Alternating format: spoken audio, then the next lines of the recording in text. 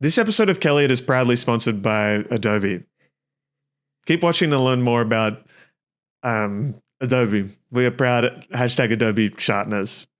That's right. AdobeShartners, everybody. Thank you, Adobe. Thank you, Adobe. Hey guys, guess what happened this week? Did you hear it? Kel, did you know it's not just Adobe now. Canva does their thing, Figma does their thing, Adobe does their thing. It's like a fucking games conference, like E3 back in the day, where it's like everything's getting together. Not the console E3. wars. It's like E3. It's like you've got all the different showcases, except it's not exciting at all and doesn't need to exist. Yeah. I would say. Imagine how much money they could save if I don't think they make, I refuse to believe Adobe makes much money from Max, honestly. Girl, those ticket prices, they have to be making a little bit. You think? I don't think most people. I don't think most people are paying for that shit. Oh, well, it's enterprise. You have to remember that's where they make their money. That's their headset is. Their entire headspace is in enterprise and new users. It's awesome. So they're okay. Wait, let me get the final actual price. So when we're filming this, Adobe Max wrapped last night. And so just so people know, the full conference pass, which is 3 days. Oh no, it technically does go through today. Really? Oh yeah, it's the 28th to the 30th, I think. Yeah. Yeah. Happy Halloween, Australia. Happy Halloween.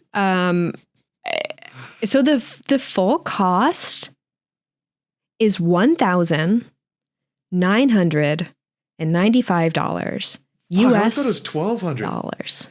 USD? That's like 28 Australian. That's crazy. That is rent. And before listening to this, it might be worth, you know what? Actually, it's probably not worth watching the keynote. I was going to say, go and watch the keynote. I can barely get through it myself. Guys, but you can just, you get a sense watching the first like 10 minutes of what that 3 hour long keynote was going to look like. And I refuse to believe there's more. Because that's all we get to see, really, like as online, I guess. There are sessions that you can kind of sign up to. Enemies of the state, we're not allowed on the other side of the gate type of thing. They're banned, unfortunately. They've restraining got order. kelliot detectors. It's pretty full on. But I was actually going to sign up yesterday to watch Sneaks on the Adobe website. And it started just asking me all these fucking questions about like my, I don't know, income. I swear it was income and all this stuff. And I gave up and then I just watched the live stream. So the sense that you get from just like watching it, I guess, like as a free viewer just from the YouTube stuff is that it's just these conferences. I don't actually know what goes down in like I know like Draplin has a stall. He'd probably be someone who'd be worth talking to if you were there and you could learn a lot from like the stalls, I imagine. But in terms of like what they present on the big stage, it's like Canva, I guess. Canva had some good like smaller talks. Yeah, but the big one is like, this thing that everyone gets seated for. But like, at least Canva had a dance and stuff, at least there was some fucking fun involved in that. This was just literally, I said it in my reel and I meant it when I said it. 1 minute and 41 seconds is how long it took before they just went all in on AI. And I thought that maybe after last year, maybe after the attention that this the Kelliot podcast episode on Adobe Max got, maybe you would think, and they promised that we're listening. That's what the evangelists say. We're listening. You see all these other like graphic design YouTubers going to like the headquarters, talking with the people, and they're like, oh, we think we're getting like some kind of change. And then they just doubled down entirely, reversed on what they said about like, we're training our model on, I've got fireworks and how do we turn that off? That's ridiculous. That's absolutely ridiculous. That's not professional. I was like, how did you even time that? I have no idea how that even happened. We've never figured out how to do that one. Only the love hearts. But they say they're listening and then, they go like, hey, we're Firefly is trained on Adobe stock. It's trained on licensed images. But now you can just use ChatGPT and tie right into it. And it's like, and it's just a big fuck you. I'm convinced. They didn't listen at all. There's nothing. Yeah. It's a shame. When we were preparing for this, It's so hard to articulate the ways in which we feel, that there is so much going into this. There's so much frustration. I don't want to just say like anger, because anger is non-specific. There's frustration. There's a level of ignorance that is assumed. There's okay. I feel like Adobe is in this recording and they're trying to shut us down. They're trying to. Do not be fooled by these distractions, everyone. We will. No matter what, rough seas are ahead of this like podcast recording. We will get through it. It's being able to articulate the things that we feel today was very difficult for me. And I had to. Creativity is every. What is going on? What is going on? Figure this out. What's going on? Hold on. Pause. We think that creativity is business models, and most important, AI. And we're proud that Adobe has been at the forefront of this entire revolution. We're empowering business models, and we think that AI enables creativity, and so we're investing in AI. And just like that, everything's fixed. Mercury's not supposed to go into retrograde for like another week. I can't do this. Anyway, so if you watched our episode last year, I don't want to essentially do a repeat of what we covered last year, but the unfortunate part is it is the same but worse. Yeah. And the worst thing is next year it'll probably be the same but worse again, unless there's some kind of global recession. Exactly. So it's like we're just definitely we not can get very some kind of close structure on the horizon. So I guess this year we want to go over our normal frustrations. We want to give you guys the update so you do not waste 3 hours of your life watching the keynote, which is only filled with a very, very small, helpful selection of quality of life updates. Unfortunately, I can put them on potentially less than 2 hands. But we're going to give that to you today so you actually know, like, okay, cool. God forbid, a crumb of a useful update. Who's heard of her? So we have that. But I know you guys are here to hear us do our thing. And as graphic designers, as content creators, I feel a sense of responsibility to be the thorn in the side of a lot of the things that I have issues with. And I know that a common critique that I get personally is you critique Adobe, yet you still use it. We should improve society somewhat. Oh, you live in society. That's how it's. You're doing. It's like we have a meme for it for a reason, and I think we straddle a delicate line of I want to set designers up for success as they are learning, as they're going through school. If they are self-taught, I want to give them the tools to find a way to make a living in a creative field. And I generally kind of revolve around Adobe because it is the industry standard. And, you know, obviously I want to see a world where we have more variety, but I also want to be realistic with the tangible day-to-day actions that young designers are having to engage with, whether it's in school or with clients, or just like as they're learning. The majority of tutorials are around Adobe products. So the ability for people to learn tips and tricks is a lot easier if they're learning in Adobe because there's just more tools out there for them to learn that. And so I want them to be able to have the path of least resistance to ultimately, if they are choosing to go into this as a profession, I want to give them as many tools as possible to find that success. At the same time, I'm going to be really annoying about my critiques with Adobe because I used this analogy last year. Adobe is like a shitty boyfriend. I think I can fix him. I really believe I can. I know I can't, but I believe that I can. And I keep telling myself this same delusion. And one thing that I noticed that was very interesting in the Max presentations this year was that they said in the keynote and in the sneaks multiple times that they are listening. And they really seemed very nervous about saying that. They were very apprehensive about saying, the devs are in the room. Now, my thing is, I don't want the devs to get caught in the crossfire here. Because people who are like software developers are like brilliant people. To be able to create software is so difficult. I've coded a small handful of websites in my life, driven me to the edge. Yeah. So I don't feel like it's fair to be like, go tell the software developers. If you like it, go tell them. No, this is about you, Adobe. Because this is not like the stuff that's happening isn't concentrated in the developers. There are other people who are higher up, who are caring more about the shareholders than the developers. I want to believe that people who are doing the actual, like, the work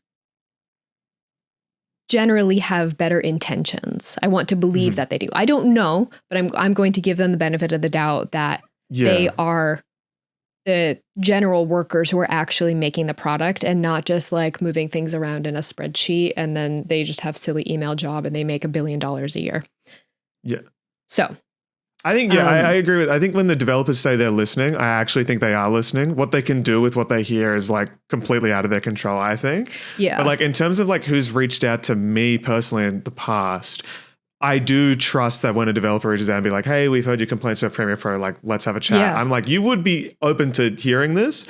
The people I don't trust are the ones that I'm convinced it's coming from somewhere else, a lot of this direction. And I also don't trust the evangelists because they are just following that. Like that's part of the thing. That's just all part of it, right? Yeah, it's a thing. But like, I think this if you watch the keynote, I truly feel like it's never been more obvious that this isn't like, these aren't design choices, you know, like these aren't the choices of the graphic design community. This isn't the choice of the creative world. It's too fake now. Like it's partnering with Google and stuff, like the partnership with all these other like AI things. Yeah. Like this was an opportunity for Adobe to take a stance, I think, on if they were going to keep using AI, how they were going to use AI, and like trying to keep like some kind of creative control with creatives with and like actual tangible like action items and not just making like vague statements about like creative control and responsible generation was like a term they were using a lot. Yeah. And I'm like, you could have like, this would have been a really good opportunity, like you said, where you could have not like pumped the brakes, but like, I don't know, put some serious guardrails up about what this means, because you're saying, you know, this is the industry standard. You're kind of building it all up. And I think like with the general trend of what we've seen with a lot of AI companies this year and what the, you know, general, like what their stock is looking like and the amount of AI tech in the market right now, for Adobe to kind of come at the tail of classic Adobe move. Classic Adobe. It's just like, always just too late. And then when they get to market with something, it's not that good. Like with Firefly, like they were it's kind of Firefly like was shit. Now you can use the other ones, and no one's going to use Firefly anymore. Yeah. And then like whatever we said about Firefly, about like we're not doing any of this. We're, you know, it's trained on our own stock. And then this year, just kidding. Just kidding. But don't worry, guys. ChatGPT, you know, when you use ChatGPT in Photoshop, it's not being trained on what you're doing, but it is going to be trained on what you did and what you posted online years ago, by the way. So we're still going to let you use that. It's like, I think you ask any kind of like creative person. Yeah, 100%. You ask anyone like, hey, how do you feel about like having your work unconsensually being used to train these bots that are like destroying the environment, destroying people's brains? I think most people are going to say, yeah, that sounds really bad. And then they'll be like, well, let's like, it's exciting. Like this is the new creativity and we're doing it. And I think all we wanted was just a stance. That's it. Everything they said sounded like they were being for creatives. Like they do a lot of the empowerment stuff. They do a lot of like, this is, we're helping people create as much as possible. They love the word empowerment. And like, it's a lot of talk, but none of their actions back any of that up. Literally none of them. It is an insane, just like, it's just corporate buzzwords out the wazoo. It sucks. And their reputation's never been more dog shit. I don't know why they're like people, like the general consensus is fuck Adobe. Like, why are you not like referencing that or doing anything to save it? And it's like, oh, unless there's like a majority of people who actually like love all the stuff they're doing. But I think that's just, I've gotten to a point where I've refused to believe that's possible. I refuse. They've sided with, it's a shame. So we will be talking shit about Adobe. We do use Adobe. Yes. But they've fucked all of us over. It was a good product. Yeah. And it's a shame. It's a real shame. So we have a lot to go over today. We want to give you some helpful stuff. We want to just give you the general tip of the iceberg. So this is going to be a little bit of a longer one, but I feel like the commentary that we will provide you guys with, from what I've seen from the people I know who went and the people I know who have talked about it online, generally pretty quiet on like, I don't know, the content I've seen come out this year has been less than last year. And I am hoping last year was crazy. Last year was a really big push. And I think because of how bad last year was, just like, especially with like the sneaks from last year, I'm hoping some content creators went, maybe I shouldn't keep doing this, but not everybody knows that. And so today we're gonna give you the stuff that's actually helpful, stuff that actually happened at Max that we were privy to be gifted with by watching the live stream for free from the safety of our own homes and not spending 2,000 USD, 3,000 Australian on that. So, all right, I think we should just get into hit that the theme keynote. music.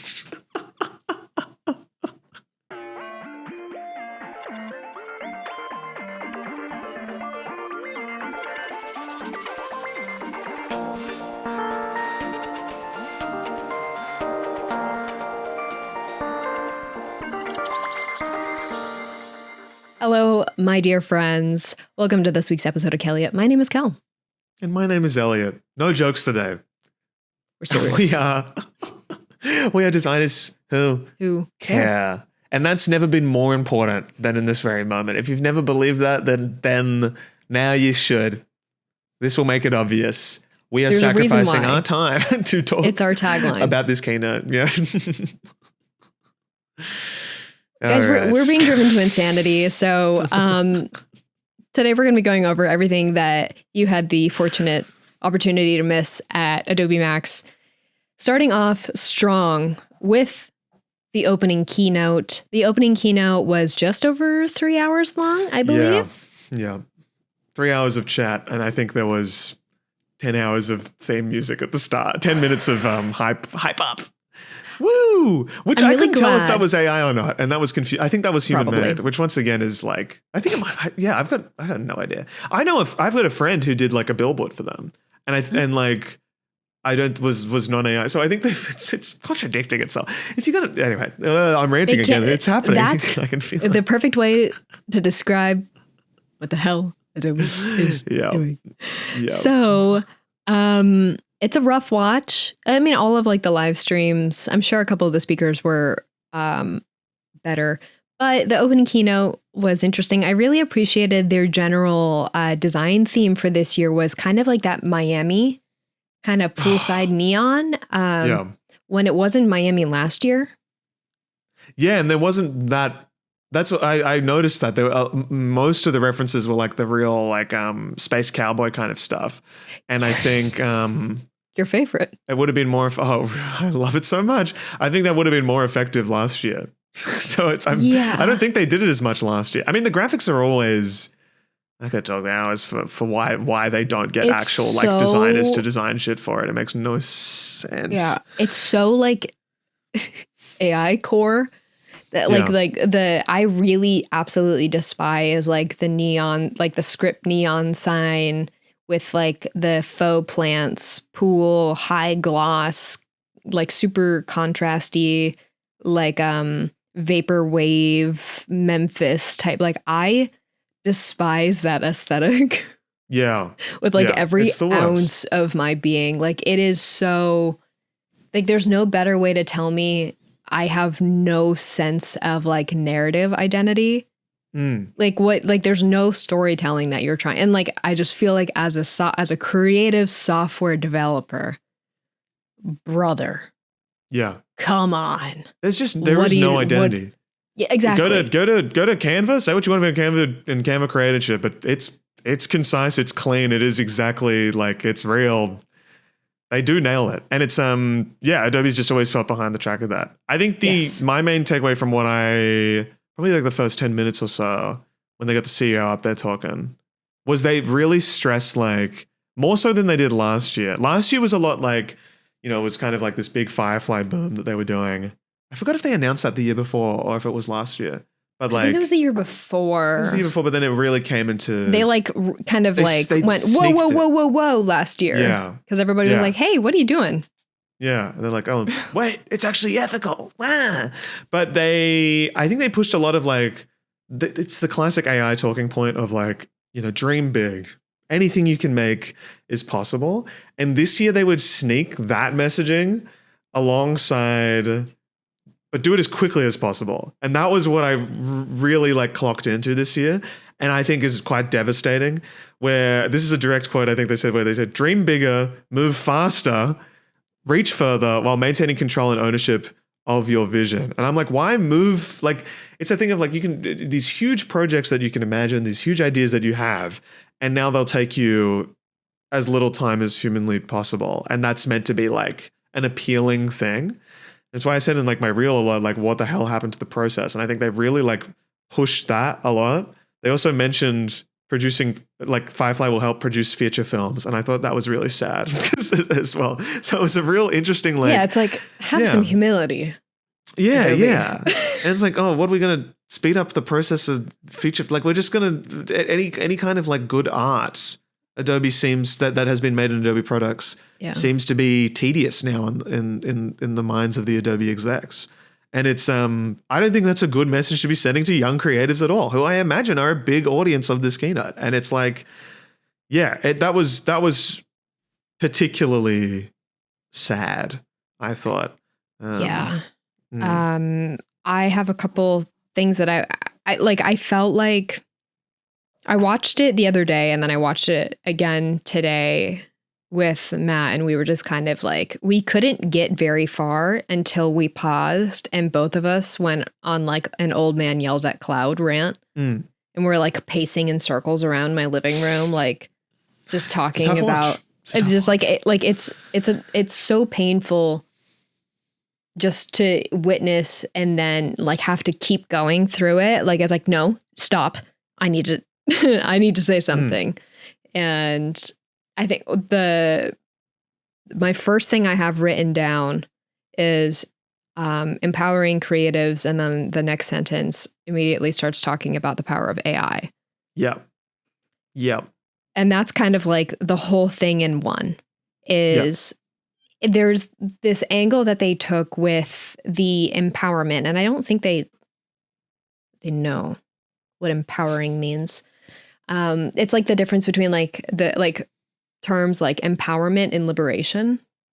Like they think empowerment is the same as liberation, where it's like a truly freeing, like giving someone everything they need to then for them to like take the reins and go, this is what I can do now that I have like the full autonomy to be able to like, rein in my own capabilities and I can now do what I want type of thing. And that's what I think they think empower means.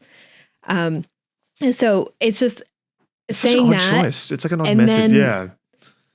Going, actually, what if we didn't, we're empowering you through giving you the options to essentially TLDR, type a sentence and then it gives you a thing. And the thing that frustrates me the most about all of this, what was the term they were using? like the conversational aspect of software, they kept pushing that. Yeah. That they want you to be able to have like a conversation with the software. And the thing that really fried me with everything, all of the other through the sneaks, through the keynote, is that they're describing tools. So you're asking, like you type a little thing into Photoshop, for example, of, okay, I want this package to turn into, like, I want it to have realistic shading. So then you type in their little dialog box, I want this type of shading, blah, blah, blah, blah, blah. Why don't you just make the program have tools that do that? Like, give it better 3D rendering capabilities to be able to add those features. Like the same thing with like the stuff that with the little animations in Illustrator. You're giving it little useless tools to where the only thing that you can do is just tell it. Yeah. No, do this. No, do this. Like, no, any kind of like give me the fine tool to decision do making is that. gone. Yeah. Yeah. It's like you can just basics edits are enough, where it's like a broad kind of like, oh, that looks good enough. And is then like they'll enough say, now. you Yeah. can with pixel precision, and it's like, no, a sentence cannot get that. I Yeah. can only get that if you give me the tool to do that. Yeah. Like that is the most frustrating thing about all this, is like, you are a design software developer. Do the software. Give us the tools in the software. And it's a shame because I think it's like, it's appealing towards the greater, I guess, move with clients thinking that like, you know, it's okay if it doesn't look perfect. It's okay if it kind of looks bad, Slop. because there's so much slop that's out there that it kind of like, that anything slightly better than slop now like stands out. And like, it's just a real, it's a shame. I didn't think they would be so, I don't think any designer enjoys doing that kind of design. Like, it's just that it becomes immediately just like doing tasks. And instead of, you know, once again, instead of like backing up designers and doing what, and kind of like making a stand on what graphic design is and getting people to appreciate graphic design, they get up there, they present slop, they show you how you can edit slop, and you know, they did you see the thing with the raccoon, the fucking image of the summer party thing? They type in, they've got this image of like an invite to a summer party, and they want to make it a Halloween themed one instead. They do this every year. Stop it. And then they type in this prompt to like make the raccoon like dressed up in like vampire stuff or something, And, like, it all, turns like, it into a cartoon. It turns it into a cartoon that wasn't in the prompt. And they just laugh it off and they go, that's fine. Oh, it looks better or something. And I'm like, that's like the crux of this whole shit. It's like, your tool didn't do what you wanted it to do because it's not going to do what you want it to do. You can do what you want it to do. It's quite easy, in fact, to photo mesh two things together. It's quite fun, I would actually say. I personally enjoy it. And like, instead it's like, oh, it's good enough. That's what the client will be happy. It's like almost a way of being like, haha, we're on your side. Like, fuck the client. We're doing like half-ass stuff, you know? It's like, huh? Yeah. Why don't we try and help the client understand what we want? Why don't we help? Like, that's the talking. That's the conversation that should be happening, not the conversation between me and a fucking chatbot. It's Yeah. There, one of the things that I have is the general repurposing of AI models to act as these filters for like presets for other generation type models. So essentially like a Studio Ghibli type of like that type of preset pack where it's like, so that's like another way that because they've integrated, this is going to be so all over the place. So essentially, for Adobe Firefly, which is their AI generative model program, it used to just be trained on Adobe stock images. They have since opened that up. As of last year, they said, no, we're just doing this on Adobe stock. Please remove your tinfoil hats. We are being super normal. So, but then this year they said, fuck that. Everyone come on in. All the like the AI programs. Get them all in. Give me a couple more. So now you can integrate pretty much any generative program into the Creative Cloud suite. So you can have that kind of pop in Photoshop. So you can use all sorts of generative models like as like a plugin into Photoshop or Illustrator. And kind of like using this partnership with these additional AI programs as a means of like getting different like kind of preset edits, if you will. Like that's like, I feel like the best way to kind of explain the angle that they're taking is that you can use whatever software you want, that you can, wait, where is that? I have a sentence about this. Hold on. Quote, generating images with Flux, editing them in Nano Banana, and then upscaling them with Topaz and finishing in Photoshop. What if I put a barrel of into my mouth? Actually, when I hear the words Nano Banana, I want to leave this. They existence. Earnestly said Nano Banana so many times. I was like, like it's a household thing. Like it's not a household thing. Stop treating it like it's like this is the thing. It's like they're like we all love Nano Banana, right? Who? Yeah. It's just it's you could scale it up with Booby and Hebe. Like I can't do this. And their name is Firefly. Cool. And they're being that's probably the worst one. Straight-faced about all of the stuff that they're presenting, and they're so serious. And I guess like that's the difference between like when we were at Canva versus like the general tone here. Canva is very like like very at least mask the bad shit with some kind of fun, you know? But instead they just get their way of like being fun is they get that same guy who does the Illustrator tutorials. He did it last year and he came back this year and he did it again. The homie guy, homie. Yeah, he's a hit. And it's like personality hire. Yeah, could have been me. Could have been me, guys. There was a time I was a hashtag Adobe partner back in the day. We've all been there. There was a time in the early 2020s where Adobe reaching out to you as a graphic design content creator was huge. And it still is for some people. It's still a big thing. And I get why. It's like the program that it's the most natural sponsorship the industry around. Standard. Yeah. But I'll say it every year. They pay you nowhere near as well as anyone else. And they suck. So just a little reminder for anyone out there. They really did like to contradict themselves a lot in it. Unintentionally, I think. Like the one that hit me the hardest was when they had, you know, a montage of people kind of enjoying being creative paired with a montage of people using like AI software. And like in the same kind of big montage involved like people, you know, playing the piano and then typing in make a soundtrack. I'm really ashamed of them for going down the music lane. I didn't think they would. I think that's a new low. I think generative music, is like, oh God, this is like, I think that's the most like direct way of like understanding. Like, I think if someone was like, didn't have any feelings about AI and then found out that that they've just been listening to an AI song or a whole AI album and that wasn't made by a human, you would hope that would be like a switch point for them where they'd be like, oh shit. Oh, like, damn, I actually like really like music. And now like, I don't even know if this is like real or not, like what the hell's going on. Then maybe they'd start caring from that.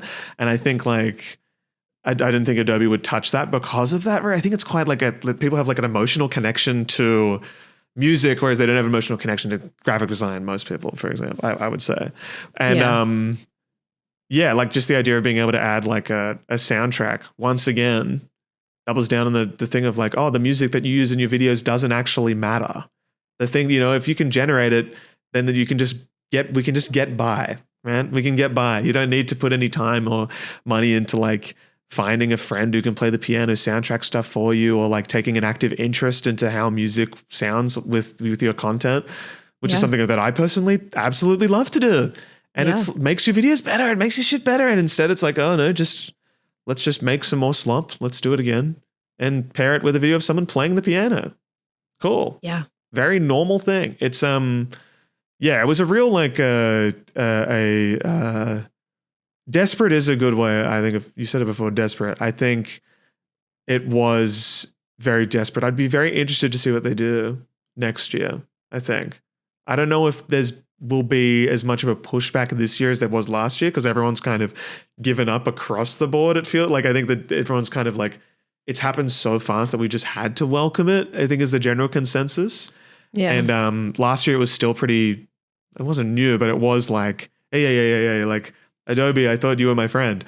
And I think people have realized that it's, you know, they're not. So Yeah. Not to derail it too far, but I do think for the music thing, I think Spotify probably takes a lot of blame for creating the permission structure of AI music. Mm. Yeah. That is a very good That point. tracks. That tracks 1,000%.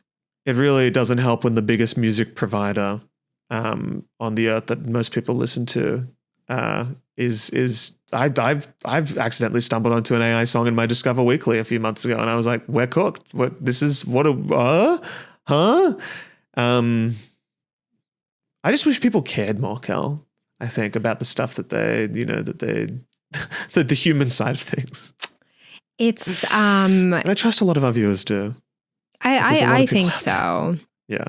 And we'll get into that just more on like a philosophical level in a bit. Back to the keynote. back to the because I know there's like otherwise this was going to be the most unhinged hours long. Yeah, that was last year. Like we'll just get like trapped in our rooms forever, and we'll just keep going, because I know I want to do that so bad. One of the things, because I brain dumped so many things, and I went back and like pulled a bunch of things that they said that I was like, insane. I'm first person in my family to hear that sentence come out of someone's mouth. One thing that Matt thought was really interesting were some of the keywords that they were using. This one quote from the main guy who like introed the whole thing. He said, "With Firefly boards, we are now giving you an AI-first space with more options to explore and collaborate with all the other stakeholders on ideas that you have." Stakeholders mentioned. And I just think the use of the term stakeholders I find interesting. A lot of like, corporate jargon speak, and I just really feel like, and we kind of like got this general sense last year when they started leaning more into like the Canva approach, which is what I think last year I think was when they really started leaning into it, and I think this year was just a double down on that of kind of like dumbing down their software as if Adobe is an extremely complex set of programs to learn even just like the base level of use. But like they really leaned into that this year. And I feel like they are truly, and they have been doing this for a number of years, but like really kind of like creating that distance between like the regular people who use the core part of their programs. And then there's like the people who make like decks for a living. Yeah. Like the fake email job people, and like I like the core of like the Canva enterprise type of like the Adobe Express, the like I don't know why they think people make so many invitations to things.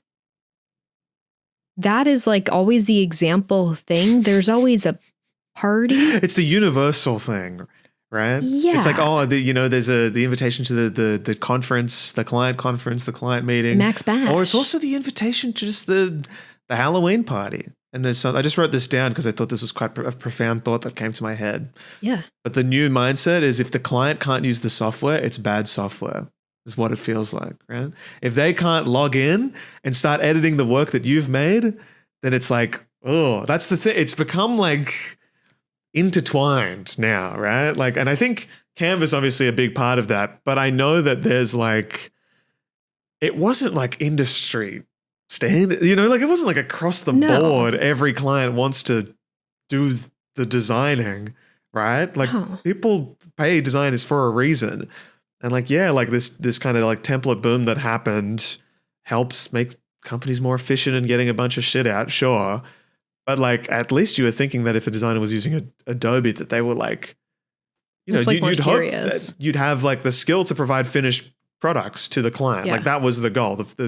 You hand off the work, and now it's like, no, you're handing off the project file essentially. Like you're not even. It's the worst nightmare, right? Like that's truly like I hate handing off files like that because I don't want you to touch it.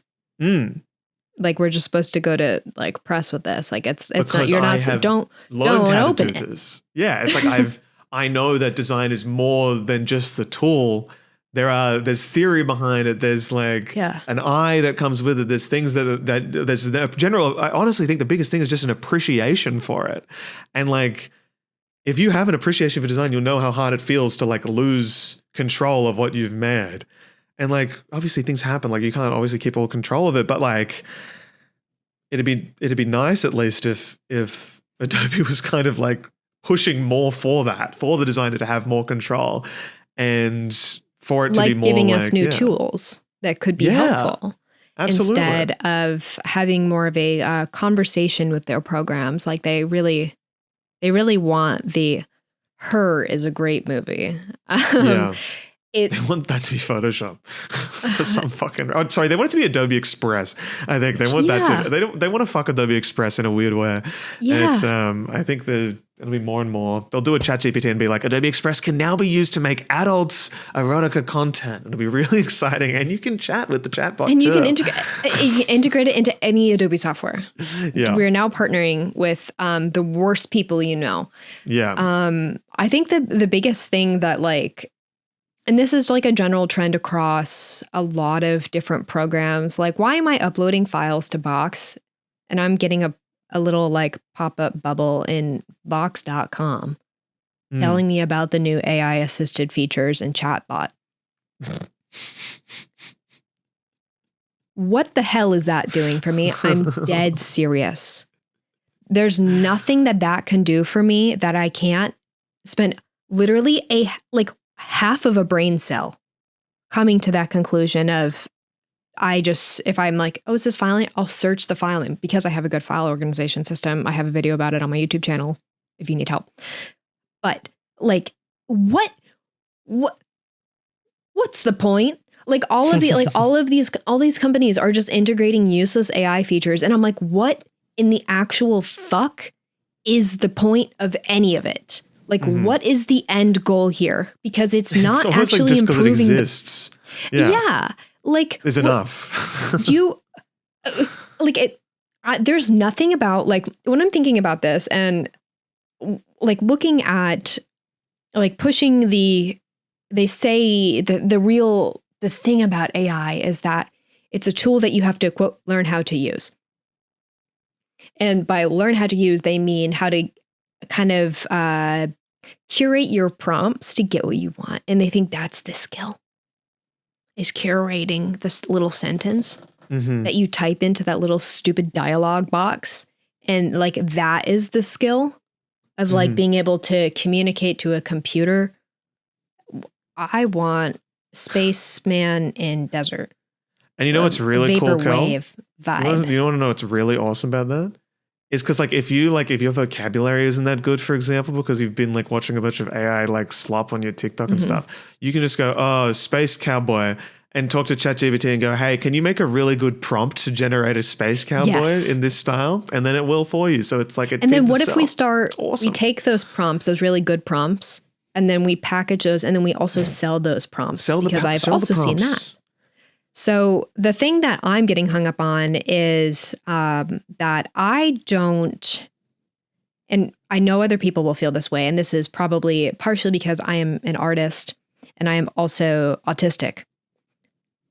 I don't think in sentences like that. I don't ideate in sentence form. That like the way that I visualize things, like my visual thoughts are more powerful than my capability of being able to iterate them into words. And that is not a lack of, well, you're just not practiced enough in curating, ChatGPT prompts. It's not through a lack of, I don't know how to write. I am a very good writer. That's a known thing I've been praised for in school my whole life. I am a good writer. That is a skill I know I have. When it comes to ChatGPT or any sort of like generative model, me not being able to iterate what I want through words is not through a lack of skill. It is because that is not how I approach art. That it is not something that I think of verbally And I know a lot of artists are the same way. And I think that's partially why this feels so, well, that's not how you make things. Like you don't make things by telling a computer. Is that if you're telling someone a creative vision that you want, it is through a collaborative process. And that's like the big difference of like, well, what's the difference between you typing it into a computer and just telling it to someone else? Because there's a person on the other end who also has a mind, who has the capability of being able to like transform thoughts and ideas in a way that is interesting, because that's part of the creative process. It is collaborative. And I think that's I don't think verbally, I think visually. And that is why I am an artist. And that is like, art to me is my thinking made visual. And, it's something we've talked about last year, is that, it's the art is the journey. It's the process of making it. It's collaborating with other people. It's like being resourceful and innovative, and that process is the art, and that the actual product is just the byproduct. It is the exhaust of the process of creating that. And I think that's why it feels so weird to anyone who's actually creative, is that you're completely missing the entire point of making anything, that you're just focusing on the product. They package it the exact same way, where it's like they sell it to you where it's like you're thinking, like the ideas that you have in your head can now be made visual. You can see it on the page. Yeah. And that you are making art in that way. But it's like, but don't worry about the stupid drawing part or learning how to do all that stuff. Like that's boring. Yeah. Everyone thinks it's boring. Now you can make 1,000 drawings in 1 minute on whatever you want. And that's really fun. Yeah. And it's like, just spend some time going outside. God, just spend some time. Please, if anyone out there, look, a creative skill, as hard as it is to find time to pick up new hobbies and stuff, but some kind of creative skill is a great reminder on what it means to be human, I would say. Absolutely. I've been putting 10 minutes into the piano every day, and it's been picking up pretty fast. And I've been like, every time I sit there, I go, I don't have to think about anything else. I just think about fucking playing C, D, and G chords over and over and over again on a chair that is a bit too small. That means it really hurts my forearms to play the piano. But at least I feel so at ease and so happy learning a new skill and learning and doing something creative and just literally fiddling the keys, as they say. It's awesome.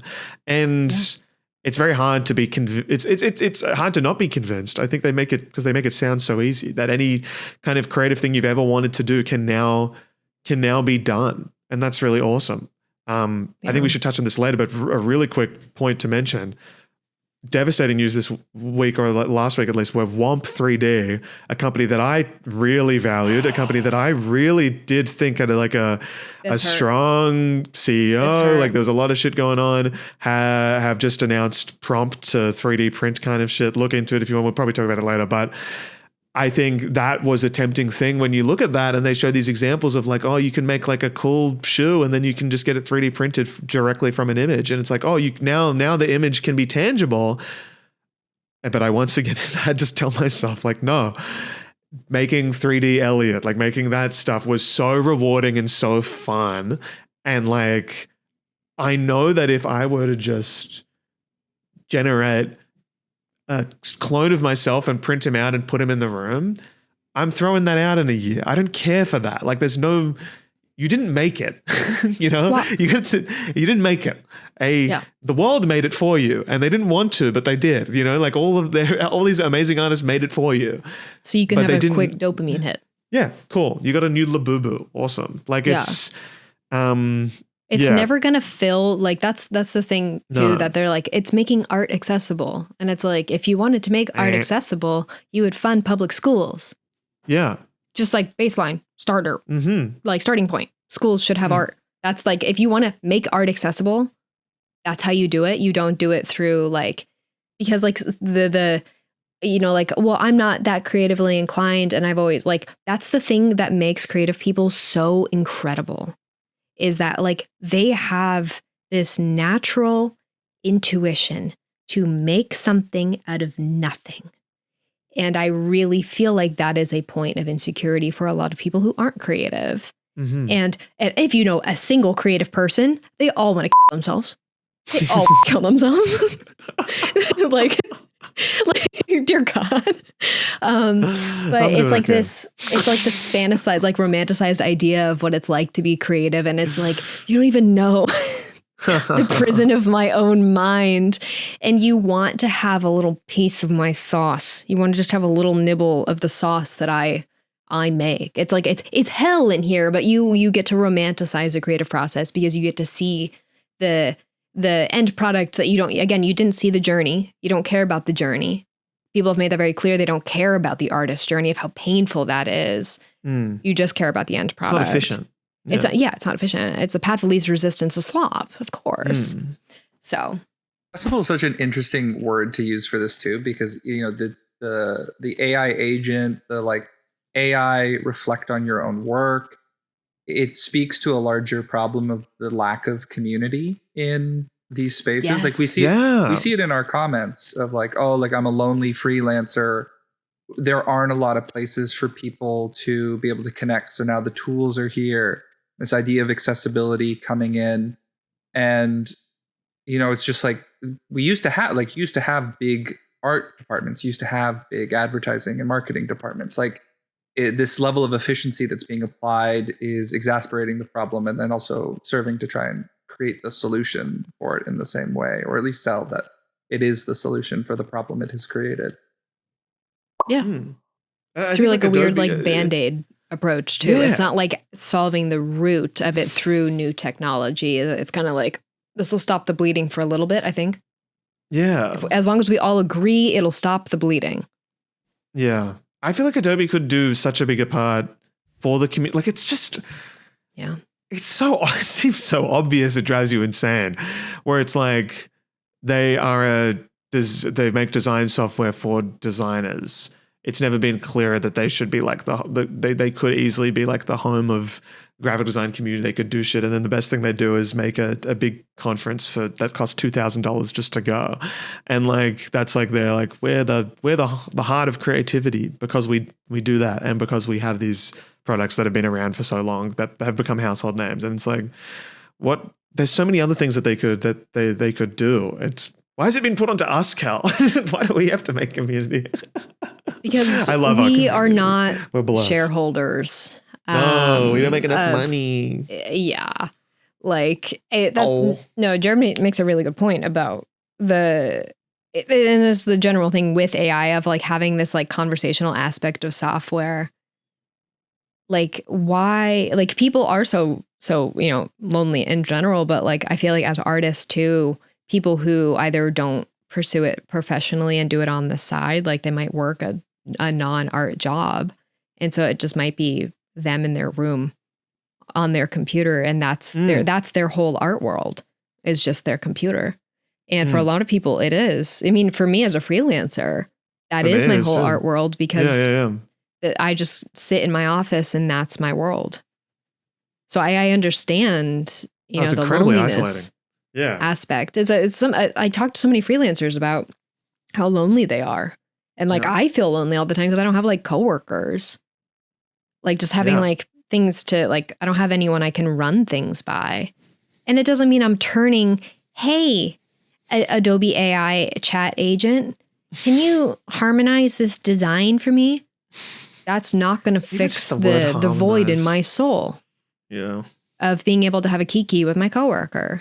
It's like, it's not the same. I'd love to talk about this new feature that they've done with the AI chatbot. I think like the AI reviewer, because I think that was a big thing that they were obviously quite excited about, and I think is another devastating. They cheekily addition. called, let me ask my creative director. You can now ask Adobe's AI how right your now they're design coming is, for the fake essentially. jobs. Yeah, legit. You can now go like, hey, how's my layout going? How's my composition? How are the colors in this? And it will tell you. It'll do a compliment sandwich too. Yeah, it'll be legit. like, here's what's really working. Here's the parts you need to work on. keep going. Which is just awesome to hear from a robot that is serving your own interests, trying its best to be your friend and to keep you using it for as long as possible. But I think like my main issue with it was I think it's like, I would widely advise everyone to not use this, especially if you're just starting out, especially if you're learning design. I don't think the proper way to learn fundamental elements of design is through a bot telling you. You don't know where that information is coming from. You don't really know like what it is that it's it's I don't think it's serving your best interest. I don't think it's actually going to help you design in the long run. The best thing it could possibly do is maybe, I don't know, give you new ideas on how to look at an existing design, but back yourself, you can do that yourself. Okay, just spend a little bit of time. You can definitely do that yourself. Just through practice. practicing. 100%. Trial and error. You will get there yourself, and you will have tools that you will develop yourself that you can apply to your own work when you get stuck. You will I don't learn think way you should start more relying on this thing. from like 4 episodes of Kelliot than you could ever. And I'm not even like tooting our own horn here. It's like you will get more knowledgeable stuff from people who are people than anything that will be like, oh, the contrast is a little low. The readability might be difficult. Like it doesn't give you any rhyme to the reason. It's not going to give you the actual like understanding. And I think it quantifies art in a way that doesn't make sense. It just turns art into like an equation or like a plug and play type of thing. It's so shit. It's like, when design is objective and when good design is objective, there's no fun involved. That's what happens when you add objectivity to creative stuff, right? Like this is why it's so important to like try and start training your eye, developing your eye, and sensing what you think is good and applying that to your own work. Because if you start doing what the robot is telling you is good, it's gonna look just as good as everyone else who's also listening to that robot. There's impossible to stand out, and that's going to become obviously more and more important. And I don't think you should like desperately try to stand out or anything, but God, I think you should at least try to like see yourself in your work. I think that's really, really important and a really good way of like enjoying design in general. And nightmare scenario is that the client runs your design. I'm sure they're already doing this with ChatGPT. Runs your design through it and goes, I don't know how to give notes to this. What do you think could be done? And then goes back to it, which is the most insane thing that you could do as a client, because it's just get the bot to do the rest if you're really that desperate, if you're really that fucking dumb. But like it could happen. So keep your eyes out, everyone. Fight back for your own choices too. That's important. If you think it's good, I reckon it is. Also, as an artist, just accept that some of your stuff, right? Like you're working on both the best thing you've ever done and the thing you're going to hate 2 years from now. The greatest gift you can give yourself is that you'll look back at the work you're working on right now and go, what was I thinking? Like, it's okay if things are bad. Like we should get back to like things being bad. Not everything is a portfolio piece. Yeah. Like it's not that serious. And like thinking of things as like stepping stones instead of it being like the final destination of every single thing. Like it's just a piece. So don't like linger on it too long because you have a lot of pieces to go. But yeah. Did you have any stuff on the graph editor thing that they did at the end? I didn't get that far. I didn't get that far either. I didn't get that far. Because I saw there was some comments about that being game changing, but the example that they were using in the graph was the worst looking image I've seen on an Adobe thing, apart from the cartoon raccoon, where it was a pair of headphones in a wave. And I was like, I can't see this being positive just from this example. Once again, hey, maybe get some cool people to get it. Like, I want to go back and watch some like old AdobeMAX keynotes to see if they've always done like where they just exclusively get like people who work for Adobe up there on stage in the opening keynote, or if that's like a Canva thing that they've adopted. Because Canva do it quite well, where it makes it feel like everyone at the company's having fun. But this kind of was just like, I don't know. I didn't feel there wasn't much heart behind any of it. And I do think if you just got some people up there who like truly love design and love using Adobe stuff and make some cool shit and just get them to talk about their process, it would be so much better. Get them to talk about their usual process and integrate one new tool. Honestly, that'd be nice. Instead of just like, here's me trying. I've never designed before in my life. I'm up here in front of thousands of people. And I've never designed before. And I'm making an invite for the thing. Anyone can design. Everyone knows that anyone can design. You go to Canva if you want to design. If you want a free design tool, it's right there. Everyone knows this. Give up. I'm sick. There was something else I wanted to add. Oh, one thing that happened in the keynote and also in the Sneaks segment. And this is also something Matt pointed out too, as he was just watching, like, pedestrian view of someone who only uses like basic things in Photoshop, and he knows like Premiere really well. Yeah. But the examples that they use for demonstrating the updates or the like new tools. Yeah. I think we need to take another lap on thinking about these examples, because one of the examples that they use really early on, just getting right hot into the AI stuff. The quote: "Add candy cane stripes to the cinnamon sticks on a cinnamon stick graphic." I heard that. What the fuck? And they jump in so naturally. It was spoken like you can get like it was just a general overview of the talk. This is in the first 10 minutes if anyone wants to watch this moment. General overview of the talk, and then suddenly you add stripes to cinnamon sticks. You can do this, you can do this, you can add candy cane stripes to cinnamon sticks. My kids don't call me anymore. It was so I forgot to write that down. That was the most jarring thing. It's and then smooth. in one of the things in Sneaks was about like the better like object detection and removal stuff. And we'll get into that. But the co-host, the comedian, I thought she made a very interesting comment about it, where so the picture, the example that they did in real time in front of an audience, there's a picture of a mom and like a toddler in a pool. And the picture is underwater, or like taken underwater, of the mom swimming with the toddler. And they're like, well, what if we want to remove the mom from the image? And I think her name is Jessica. Yeah. The like comedian co-host that they Jessica unfortunately trapped into this gig. Yeah. She makes a joke about how, oh, perfect. Now it looks like there's an unattended toddler in a pool. And I was like, just like from a presentation perspective. Yeah. It's like that was the best example that you could come up with. It's like surely candy cane stripe on cinnamon stick. Surely the gimmick, because a lot of these things are just gimmicks. It feels like when they present them. Gimmick City. Surely the gimmick could be aligned with some kind of relatable use case. But most of the time it feels like they had like access to 5 images that they licensed for this. It's like cost $1 million to license one image for Adobe Max, so they like for choose commercial 5 purposes. Yeah, legit. It's so like instead of just like, I don't know, paying people to use their own work and like show their work off in front of all of these people. It's like, no, let's get the kids and let's get rid of the mom. It's like, okay. Let's make it look like this kid's drowning in a pool.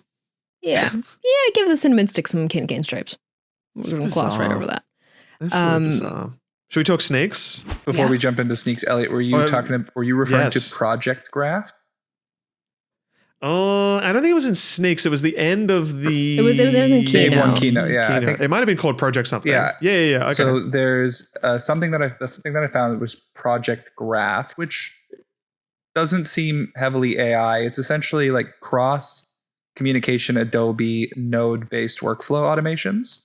So yes, this was it. This looked interesting. It's pretty cool. Look, I mean, the example they're using is from Firefly to output, which is kind of lame, but the sequences is basically taking a source image and then you can set like a bunch of different Photoshop like effects to it, you can have it going into different systems. So basically doing what might be really annoying is getting a bunch of stock images, removing the background, applying like a pixelate to then test it into a final image. You can basically just create what would essentially be like an action in Photoshop, but now an action across Adobe softwares that are communicating with one another.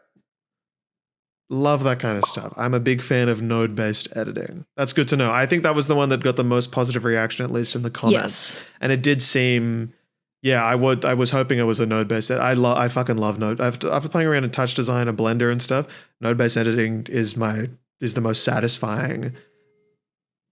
Sorry, I think a fire alarm is going off in my building. And so we're investing in AI to both imagine new possibilities and accelerate how you get things done. Sneaks, honey, I'm home for my slop. I love Sneaks. Sneaks is my favorite time of the year. I love getting developers up on stage to talk about what they do, while a host, primarily someone who works for Adobe, interviews some kind of celebrity who appears to know very little about what's going on. I don't think it was briefed very hard. And the Adobe host usually tries to have some kind of power. It's my favorite time of year. Incredibly rough watch. I won't lie. I mean, was it Shark Tank themed this year? What was the sharks going on in the background? I think that was just part of the Miami vaporwave. We're on the beach. There's sharks in the water. There. Bit odd. Again, that's what happens when you don't have a central narrative. There's no storytelling because it's there. You don't need storytelling in slop making. You just need to slop. So last year the co-host guest was Aquafina, which was a rough watch as well. And I don't find it humorous or entertaining in any capacity to have someone come on stage when you're revealing your new things that you've been working on as like a preview. I just don't know if the best person to banter with about kind of complicated previews like beta tests of new functions is someone who made a joke about how her ex-boyfriends in Brooklyn use Photoshop.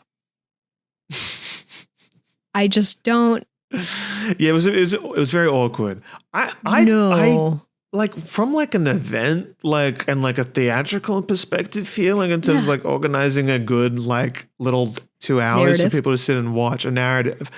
You would hope that like this, if the stuff they show off is pretty like, whoa, like you look at it and you go, that's crazy.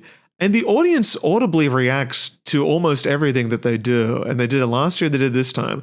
And I don't know why you, like for a company that seems to care so much about efficiency now, I don't know why you don't just you just follow up one feature with the next one instead of breaking it up with like bizarre talking where you've got one person who's been told probably just be funny. And then the other person, the Adobe person, who's always just told, keep the ship sailing. There's no chemistry. And then you introduce the third person who's the developer who's also told, just get up there and do your thing. And you've got 3 people with mixed messages and a crowd who's kind of into it. So it's just like, just play to the crowd. It's bizarre. I want to quickly really mention something. The main thing about Sneaks, I think, for me is always how like I just love watching the human interactions that happen on stage. This year it was very interesting.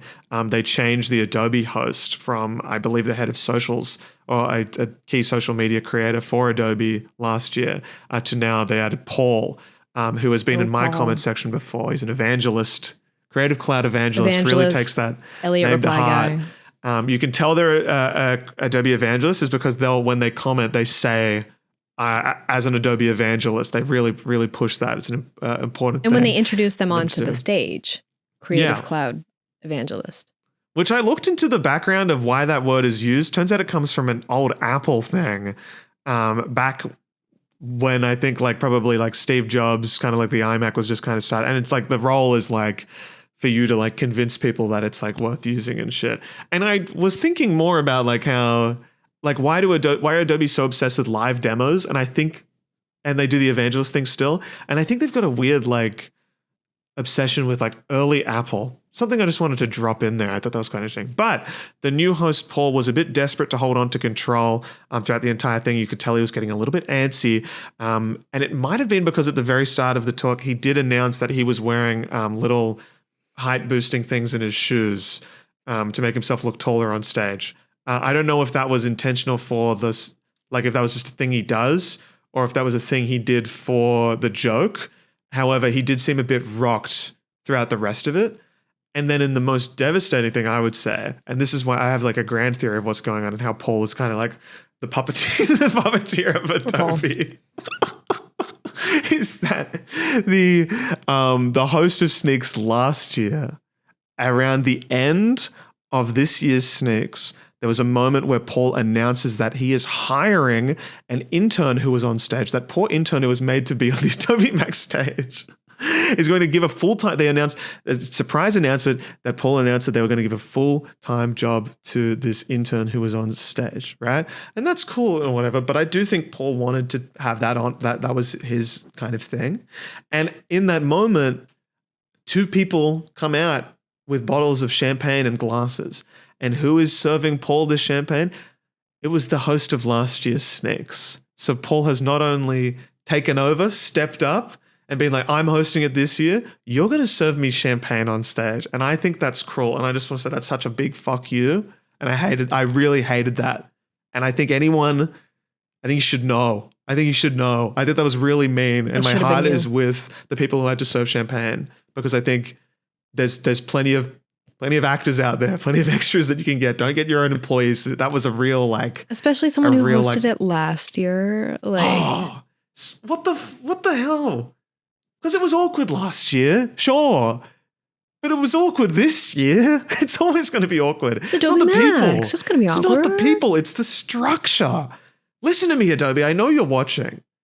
You got to fix you get a theater director in there. Get someone who knows entertainment. It's brutal. Paul doesn't know it. Paul doesn't know what he's doing. The dynamic between, like, shortly after that sequence happens of Paul, Jessica, and after the intern who was just offered a position on a live stream in front of presumably thousands of people. Who didn't audibly say, yes, I accept. Yeah, like no reaction. And exits stage left. And Jessica continues to riff to the best of her abilities about how, like, she goes into like kind of like riffing about like benefits, salary negotiation. And Paul is just like beelining back to the point. And she's like, no, let's talk about it. Yeah. And Paul was like, it was very interesting. It was very interesting. You learn a lot about the dynamics of that company when you watch them do an interaction like that. That's for sure. You can't riff like you can't host a big thing like that and not be able to like take like a shot or like. I've done events like that before where you're like, we need someone like kind of funny up there to like help it out. And it doesn't work. It's an incredibly corporate thing. So I think people are just used to it. I think that's just a thing that happens. Like getting the improv troupe up on stage at a conference to like make everyone laugh and like get a few crowd work and a bit of stuff like that. But I think, it's, in my mind, it's Paul's idea. He saw how it went last year and he went, that's it. I need to do it myself. I'm going to have to do it myself. And then he still fucked it. So I refuse to believe otherwise. Do I tag him directly in the social clip when I cut this together? I know he's watching. Don't worry. Oh, Paul. Just listen. No, I don't want any direct interactions with the evangelists. I'm not. It should also be said they're otherworldly to me. It should also be said Jessica Williams, very talented actress, comedian. Yeah. Used to work on The Daily Show. Absolutely. Is in the Apple TV show Shrinking, which is quite good. So but just set up for corporate failure. Yeah. It's just she a was put in shame. a really Just put tough with Paul. position. Yeah. Like a room full of dorks, and she has to riff. And we love the dorks. Like, but it's yeah, like, it's tough. Like she was, and especially someone who is like really unfamiliar with the product. Like, oh my god, like she truly pinned into a very difficult. yeah, they give corner. them nothing. It's just there's no. I'm sure there's no rehearsal. There's no brief. They just trust that it will work out, and it doesn't always work. It's just the thing when it's unscripted like that. And like I think it's good to have unscripted moments in like these live presentations, but I think it didn't work last year. It wasn't going to work this. Also, just a really like quick note. Why in the age of brain rot and low attention spans are conferences so slow? Something to think about at home. They could have made that thing 2 hours if they. Why do they have to go like? Adobe is changing everything. This year, like, let's pick up the pace a little bit. Let's have some fun. We could have cut an hour off that anyway. Yeah. Was there anything in the sneaks part that you found appealing? I remember seeing you guys in the group chat while we were watching it together. Appealing. I have one note. Actually, no, I have two. I want to talk about the motion project project motion map. Something? Project motion map. Yes, project motion map, which is kind of piggybacking off of a point I made earlier. You can now animate things in Illustrator by typing into a little dialog box, make the eyes, if you have a little cartoon eyeball set, you can go, and that's it. And everybody cheered. And no, it doesn't matter if you want to actually figure out how to like key those things. It doesn't matter if you want to like actually control those things. You just go. So easy to do. You just tell it to do something. Again, that's the skill of being able to use AI is how well you can fine tune your prompt. So that was interesting. I have what the actual fuck is the point of the generation of animation, just add a toolbar to add motion, why write a sentence over just fine-tuning a tool. And then I also have, finally, I can play chess with Illustrator. My dreams have come true. Because I think they're like, this is what it like feels like in their mind when they announce something like that. They go, problem, workflow of designing something in Illustrator and then putting it into After Effects, too hard. Fix, animation in Illustrator. Okay, there's something there. But we only know how to do AI now, so we're going to make it so it's an AI. It's going to be an AI thing. We won't have don't actually learn how to animate or making like a new interesting, like if you like how you can do like GIFs in Photoshop type of thing. Like you can do like kind of like a stop motion animation in Photoshop.